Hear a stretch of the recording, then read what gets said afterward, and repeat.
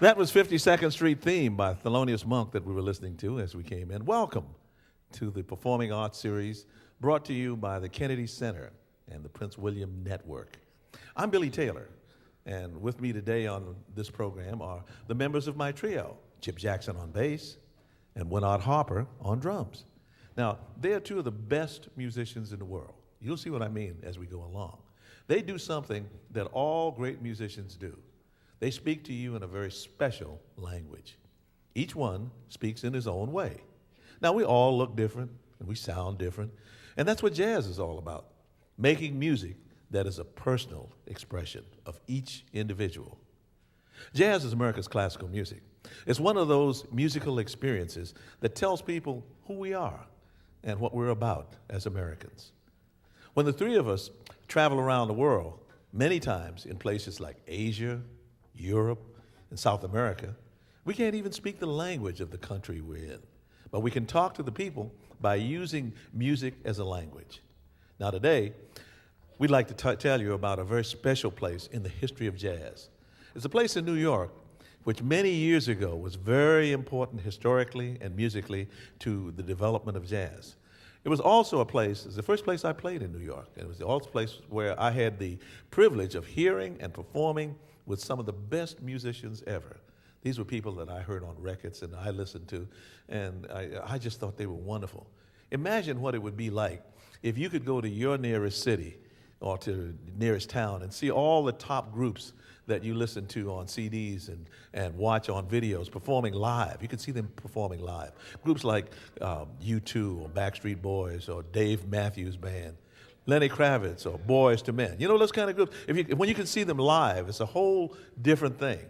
Now, if you were to ask any of these musicians why they sound the way they do, or why their rhythms and melodies and harmonies sound special, they'd probably tell you that they were influenced by musicians who went before them, who came before them. They took what those musicians were doing and added their own musical imprint. Now, that's the way it was for me with the musicians on 52nd Street when I began my career. I went to New York and I said, gee, I really want to sound like these guys. And I got a chance to meet them and to play with them. And it's also true, that fact is also true of the jazz you hear played today. We'd like to show you a snapshot of a very important time in the history of jazz.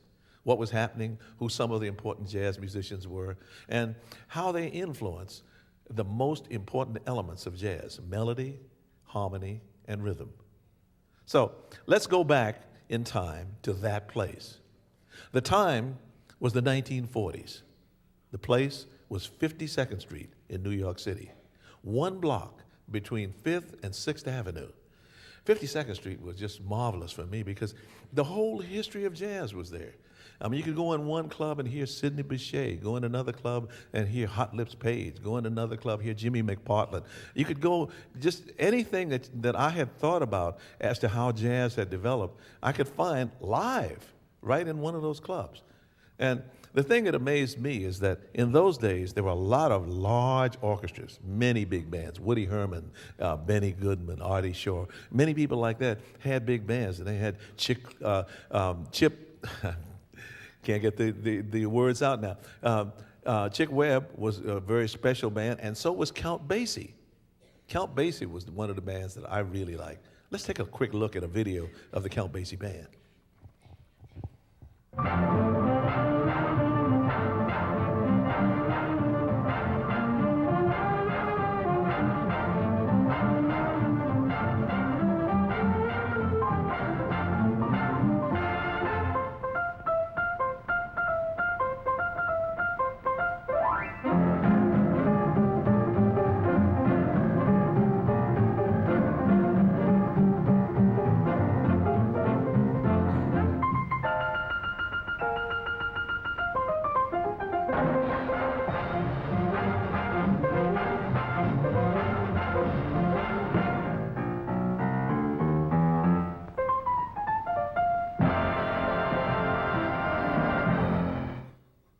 Jazz was everywhere in those days. I could see it in the movies. I could go to the theater and hear bands like Count Basie and all the other great bands that were around, Jimmy Lunceford and many others.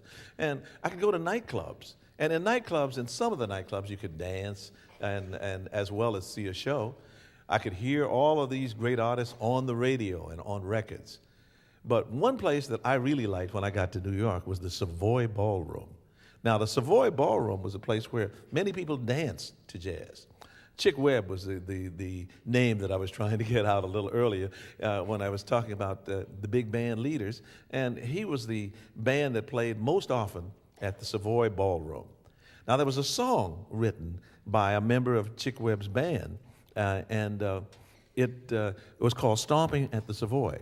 Now, one of the things about Stompin at the Savoy was that you could see from the big band that we showed you on video a moment ago with Count Basie, there was a brass section, and there was a reed section, so and there was a rhythm section. So you had three different groupings of musicians there.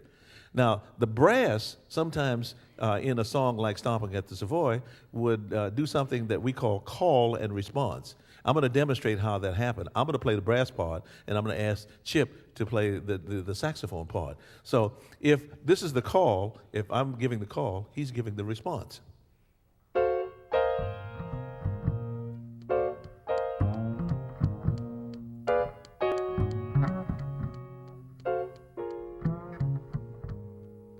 Now, what we're going to do, we're going to play Stompin' at the Savoy, and we're going to kind of give our imitation in certain spots of a big band.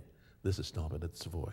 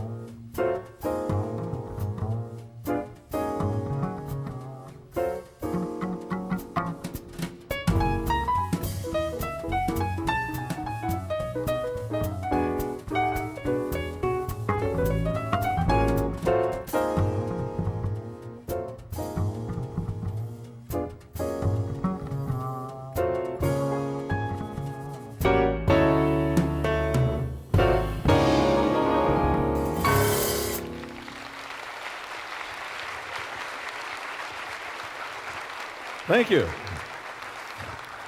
Stompin' at the Savoy, song written by Edgar Sampson, who used to play with the Chick Webb Band. Now, the importance of 52nd Street in terms of the history of jazz was that the melody, the harmonies were really worked on by the musicians who played there. So you had one group of musicians who were playing in a very traditional style, the kind of music that you would hear, say, in early years of jazz, played in New Orleans. Another group of musicians was playing like you played in Kansas City or Chicago. So because different places in the United States had different approaches to jazz, you had different sounds. Fats Waller was one of my idols. I loved the way he played the piano. But unfortunately, most people thought of him as a singer. He was a very good singer, but he played piano and he had his left hand. He would do stuff like this.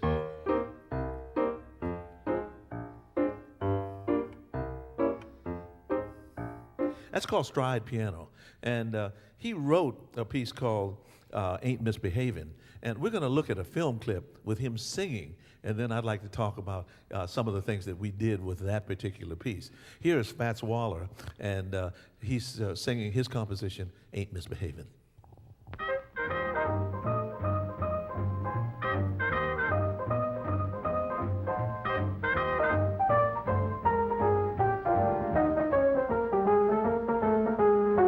No one to talk with all by myself. No one to walk with, but I'm happy on the shelf. Ain't misbehaving, saving all my love for you. You fine rascal, you. I know for certain the one I love. I'm through with flirting, it's you that I'm thinking of. Ain't misbehaving, saving all my love for you, just you. Like Jack Horner in a corner, don't go nowhere. What do I care? Your kisses, my dear, are worthwhile waiting for. Believe me, dear.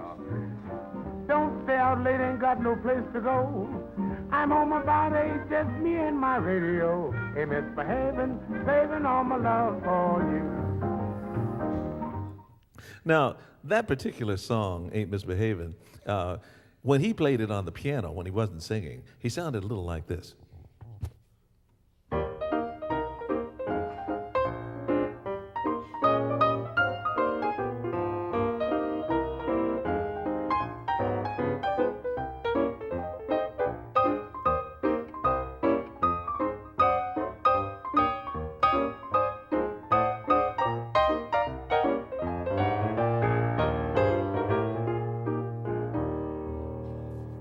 Now, to do that, he was taking the melody that he had written and improvising upon that melody.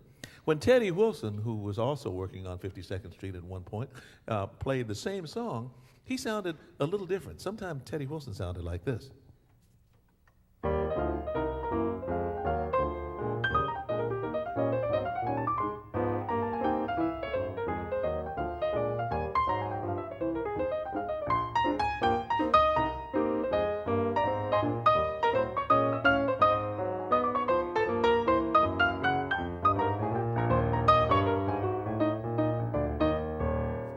So you see, each musician had a different approach to the same piece of music. There was an older musician who was working on 52nd Street at a place called Jimmy Ryan's. His name was Willie the Lion Smith. And he actually taught Fats Waller in the early days, and he had a style which was slightly different from the two people that I was just talking about. He played Ain't Misbehaving, something like this.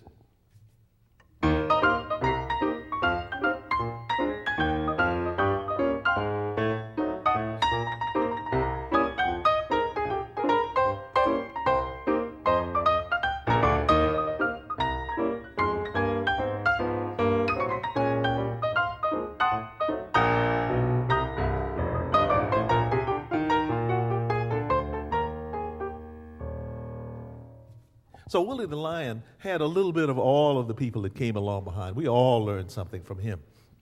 Duke Ellington and many other very famous people learned a lot from Willie the Lion. But Fats Waller, as a composer, actually wrote pieces that we're playing right now, things that I love to play. One of them was a waltz. It's called the Jitterbug Waltz. And it has a really nice melody, very simple melody, but a melody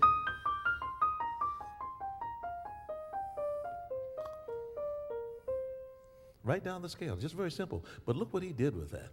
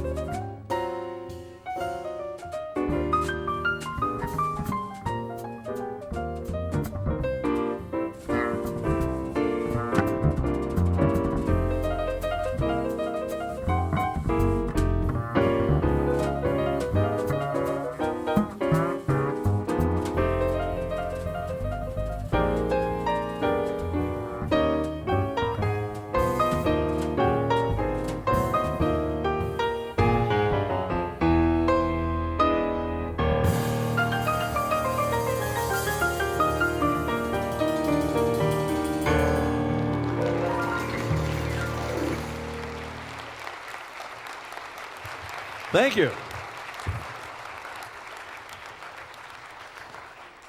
Now, you could hear the melody that I was playing and that I was improvising upon.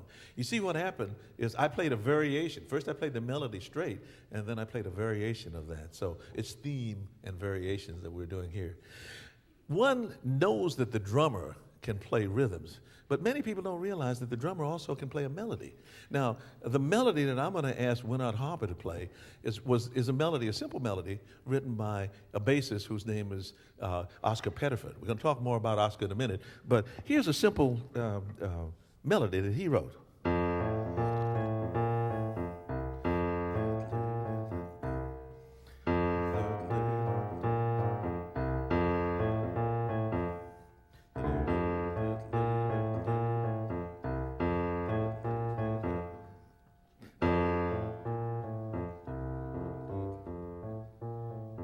Very simple. So now, what I would like to have you focus on and really listen is to how our drummer, Winard Harper, varies that melody.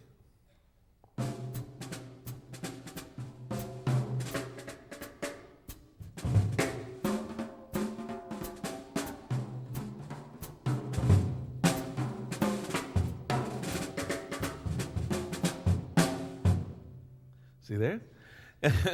Now, what he can do, just playing the melody like that, is very special. But when you hear him put that into one of the arrangements that we have for the trio, then you hear what he really does with all of the drums and the cymbals that he has there. Melodically and rhythmically, something very special happens on Duke Ellington's Caravan. This is where the melody travels when we do our version of Duke Ellington's Caravan.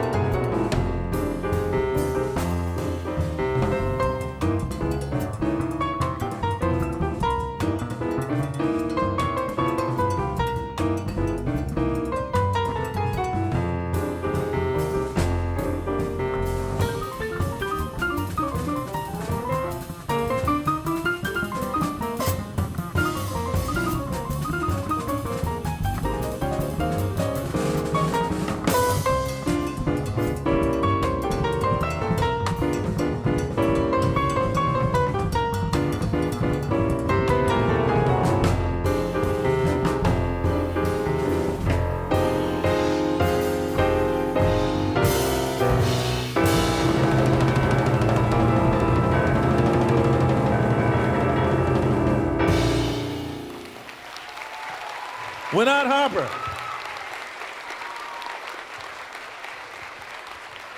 Thank you.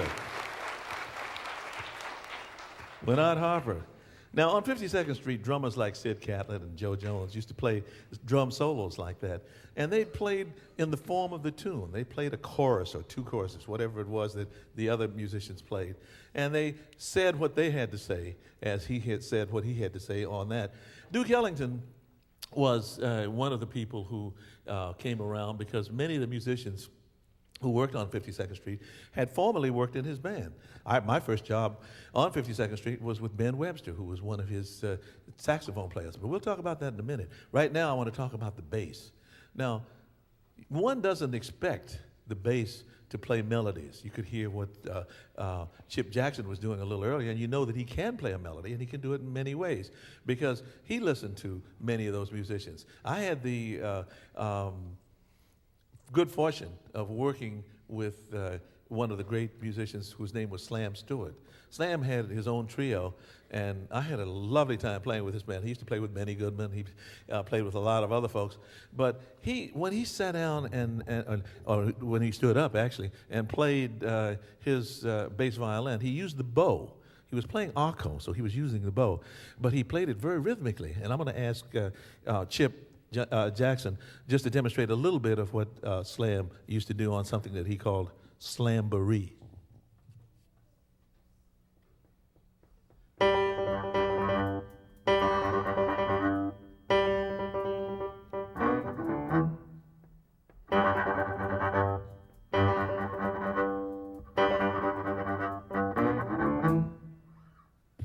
Now that's just a real quick look at some of the things that Slam did. We were talking a little while ago about Oscar Pettiford. We played one of his tunes, but that was a simple one. But many of the things he wrote were quite difficult. Just to give you an idea of how difficult, here is one of his melodies. He called this one Trickritism. Listen to the way the melody goes. This is Chip Jackson.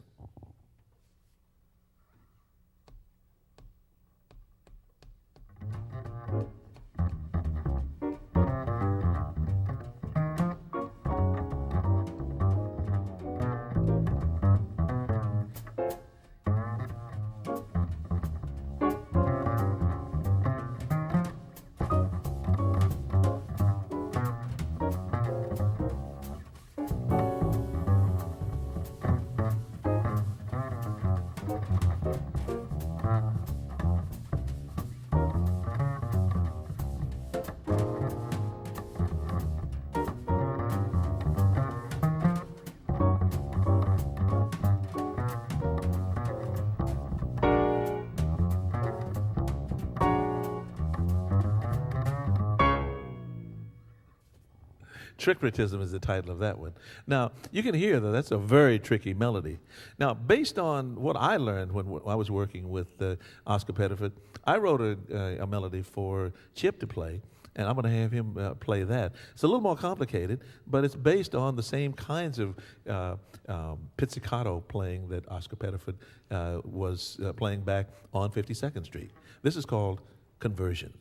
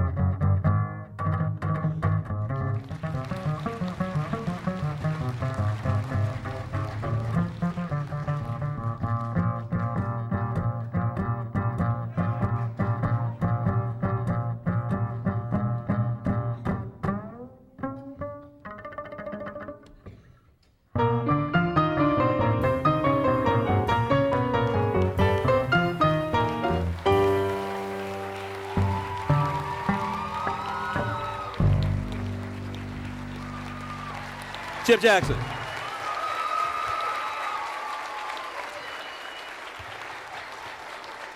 Chip Jackson on bass. Now, one of my mentors, a man that I really respected, was named Art Tatum. He was one of the world's great players, and he had many new ideas. And when he sat at the piano, he could take something really simple and do something like that, and really make a piece of music out of it. And we have a film clip of Art, just briefly, that I'd like to show you, because I like just watch his fingers as he plays. This is Art Tatum.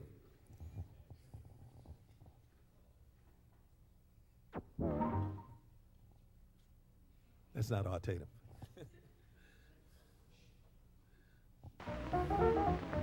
Fine jazz instrumentalists like Art Tatum have developed strikingly original musical styles.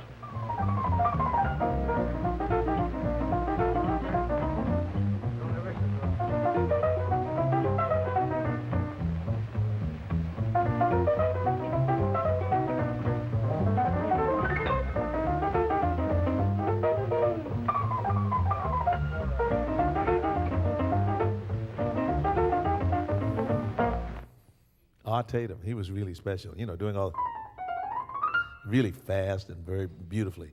I worked with, in the place where he was playing, the club, that particular clip was filmed by the March of Time, when we were all working on 52nd Street at a place called the Three Deuces. I worked with Ben Webster there. It was my first job on 52nd Street. And right next door, Coleman Hawkins was another wonderful saxophone player that I had the opportunity to work with. But when I came back to the Three Deuces, it was with one of my all-time favorite singers. Her name was Ella Fitzgerald, and I loved the way she sang. She was really special. And if you look real hard, you'll see me at the piano on this next one. I was a whole lot younger then. But the influence of all of these musicians has been one that shaped the way that I play today. Here's a film clip of Ella Fitzgerald singing How High the Moon.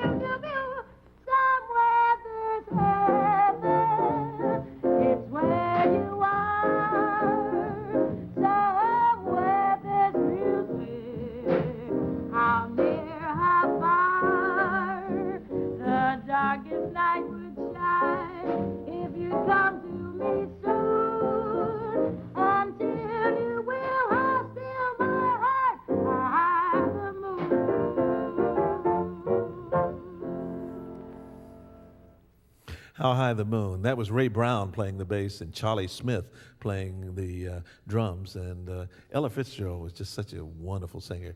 We still play How High the Moon. We play it a little differently now, but I learned so much when I was working with her and with all those other wonderful musicians that I'd like to show you some of the things that I learned when I was on 52nd Street.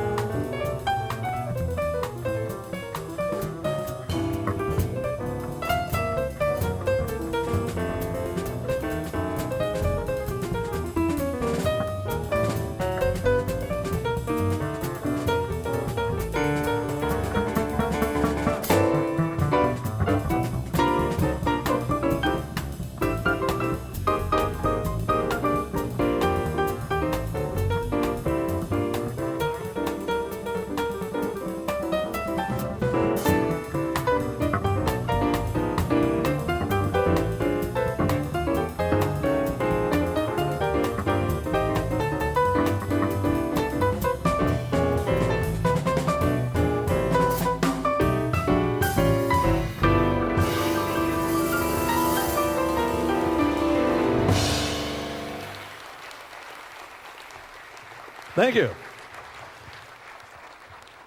How High the Moon. You know, today, many of the styles that we were playing back on 52nd Street years ago, they've evolved into things that people are listening to now.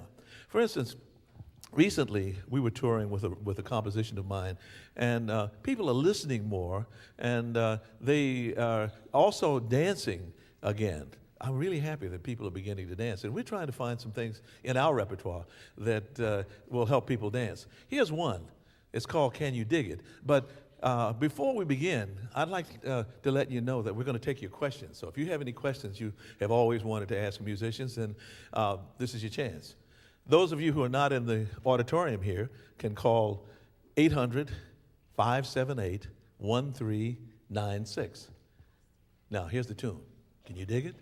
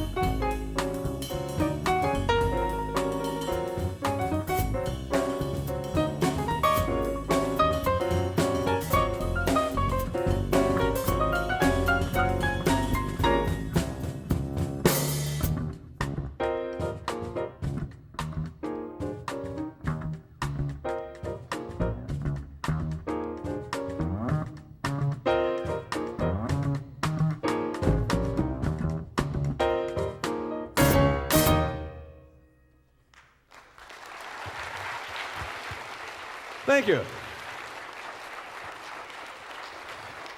Thank you very much. We have a call from Newark, Delaware. Go ahead, caller. Yes, how are you, Mr. Taylor? I'm very well. How are you? I'm fine. I'm enjoying you guys. Well, thank you. Thank you very much. I wanted to know what's the key difference between striding and ragtime?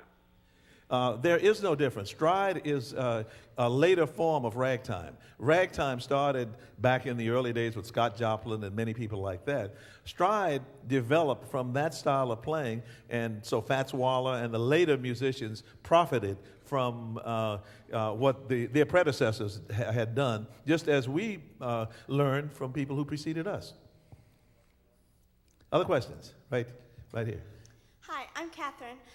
How long did the clubs on 52nd Street last as places to hear jazz? The clubs on 52nd Street lasted about, I would say 20 or 25 years. So it was quite, maybe a little longer than that, maybe 30 or 35 years. It was quite a long time. Thank you. Other questions?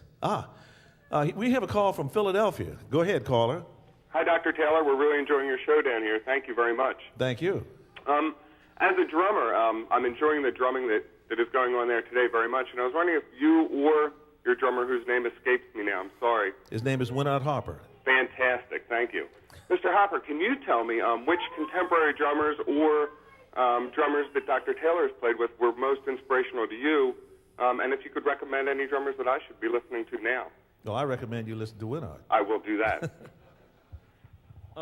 One of the drummers that was on the clip with Ella Fitzgerald, Charlie Smith, is one of my favorites, as well as a whole host of others, Papa Joe Jones, Philly Joe Jones, Art Blakey, Max Roach, Ben Riley, Roy Haynes, Billy Higgins, all of those guys and many more, you can find and listen to. Thank you very much. We have another question from Morristown in New Jersey. Go ahead, caller. Oh, hello. We're enjoying your show here in this area, and I would just like to ask a question on the type of jazz that you play. Is it found in the libraries today under the original just jazz, or is there a particular title?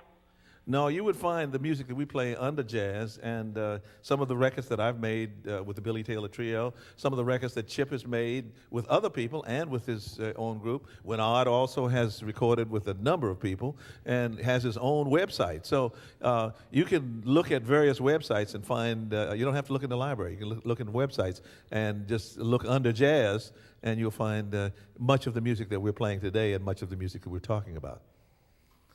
We have another call from Philadelphia. Go ahead, caller. Hi, Dr. Taylor. I wanted to thank you for your offering and the gift of music that you all give to us. And I'm curious. I've got a son. I'm a public school teacher. We're both interested in learning how to play the jazz horn, and I'm pretty clueless as to where to start and how much to spend and all that. Where do you think would be a reasonable place to begin? What instrument do you play? I've grown up playing the guitar and some drums, but we both have this interest in the horn and thought we'd pursue it together. Well, that's great. Look under the names of some of the people whose work you like. And there's some good teachers near where you live. I would look around in that area and try to find at one of the colleges or one of the other areas, schools, someone who could perhaps teach you in the beginning and recommend how you start. So you'll save a lot of time by getting a good teacher who can do that. We have a question right here in the auditorium. Hi, I'm Erica, and I was wondering, how is what was developed musically on 52nd Street carried on by younger peoples? Well, I'll ask a younger person. Chip? Well, I'm not old enough to have been on 52nd Street, but I've played with a lot of the people who played on 52nd Street.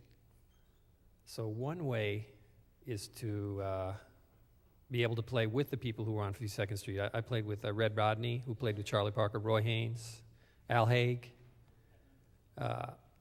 And the other thing is to play the music that was played on 52nd Street, the repertoire. And that way you can learn a lot about the music and then put your own personal slant on it. And that's how the music goes on to the future. And so those are the two main ways. We have, we're just about run out of time, and I would certainly like to thank all of you students here in the auditorium for being with us, and also special thanks to those of you who called in and the viewing audience across the country for tuning into the program. I'd like to thank Chip Jackson on bass, Winard Harper on drums. Thank you. Thank you very much. Now, if you didn't get a chance to ask a question today, you can contact us or any of the performers by using the email address on the screen. We'd love to hear from you, and we'd love to answer your question. We'd also like to invite you to visit the Kennedy Center and Prince William Network websites at the addresses on your screen. Now, there you'll find information on resources about integrating the arts into the curriculum. Now, we would also like to hear what you think of the Kennedy Center Performing Arts Series. So we provided an electronic form for your suggestions and comments. It's also on the Prince William Network website. So check it out, and we'd really like to hear from you. This is the last program for this particular season, and we're really busy getting ready for next year. So we hope you'll join us next season for another exciting year. It's really been my pleasure to share my personal experiences on 52nd Street with you, and I hope you have a better understanding about the significance of this one street in New York City and the influence that it had on the development of jazz, and how musicians like myself were trying to change all of the elements in jazz to better fit the mood of the times. So to really show you how we're still doing that, we're going to play Night in Tunisia. Listen to what we do now to the melody, the harmony, and rhythm as we play one of America's great songs from one of America's great composers, Dizzy Gillespie. Thank you so much for being with us.